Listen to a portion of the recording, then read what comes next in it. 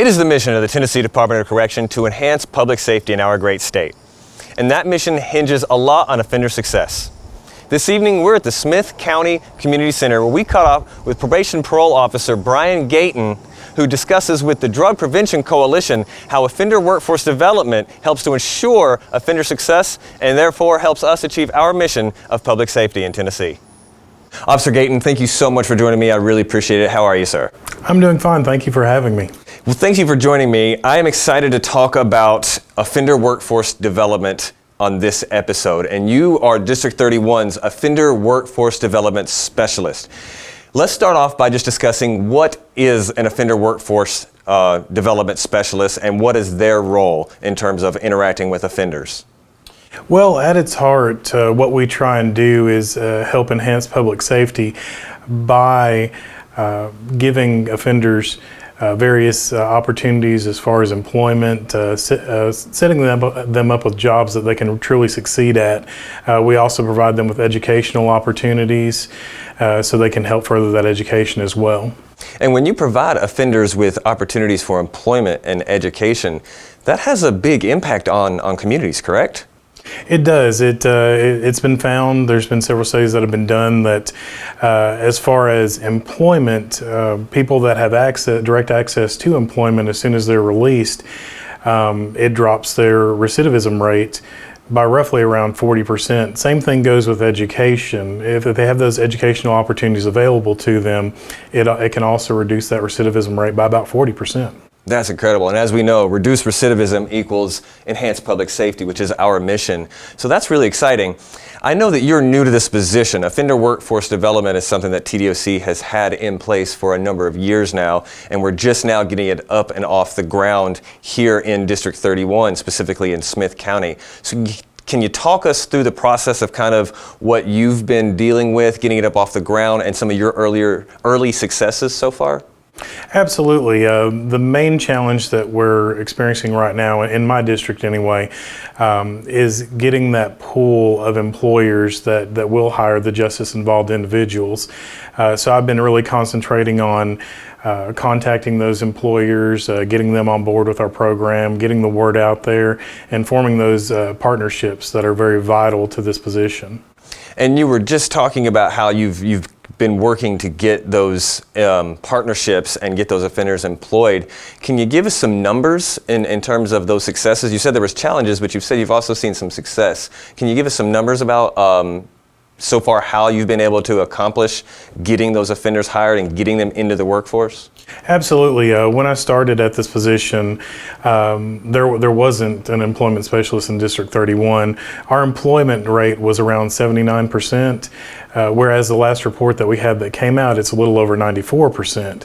So we have seen a substantial increase in employed employable offenders. Wow, that is phenomenal. That's great work. And I think something else that is really great is your strategy for getting involved in the community. In fact, just today, you and I were at a meeting in Carthage at the Smith County Drug Prevention Coalition. And we met with them, and you basically went over the different programs in place, the different opportunities for offenders to get into the workforce, as well as how employers can get involved and be proactive. Can you tell our audience a little bit about that meeting today, how that meeting went, and what your presentation covered? Absolutely. So basically, what I try and do is presentations to kind of get the word out on what I do. Smith County today, like you said, I was speaking from the Drug Prevention Coalition. There were some employers that were there. There were also some members of the Chamber of Commerce. The mayor was there. And basically I spoke about what I do, also the effects of employment and education on recidivism rate. And then I also explained some of the benefits that they can realize from employing our justice-involved individuals. I know that one of the topics that was discussed and one that got a lot of questions after the presentation was, prospective employers being concerned about hiring those who've been involved in the justice system.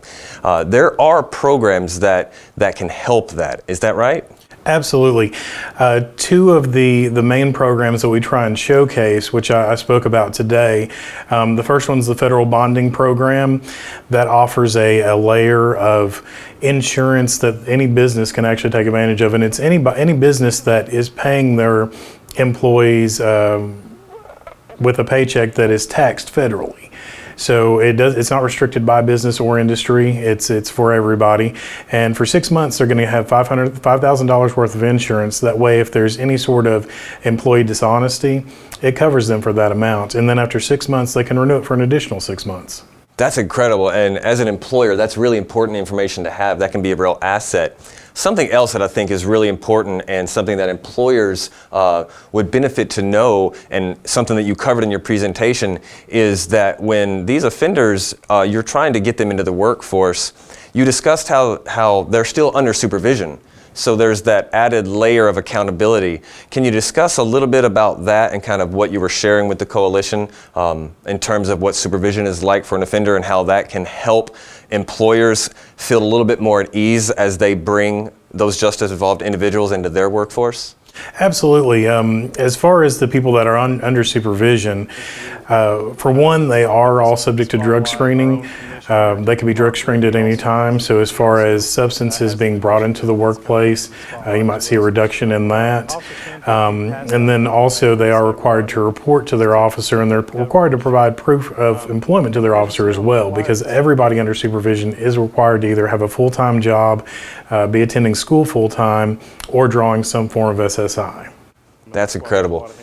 Officer Gaitan, I know you're busy, and I know you've got a lot going on, especially being the Offender Workforce Development Specialist. So I want to again thank you for being here, and I also want to thank you for your efforts here in District 31, and want to thank all the Offender Workforce Development Specialists throughout the state. The work of the OWDS is incredibly important, and it really does make a huge impact in terms of seeing offender success, which therefore reduces recidivism and enhances public safety, which is our mission here at TDOC. We thank you for joining us, and we appreciate you tuning into this episode of TDOC Talks. As always, remember, if you would like to see more information about Offender Workforce Development Specialists or about TDOC in general, go to our website, tn.gov/correction. And of course, check us out on Facebook, Twitter, Instagram, and subscribe on YouTube. We'll be back on Thursday, August 1st for the next episode of TDOC Talks. Thank you and have a good evening.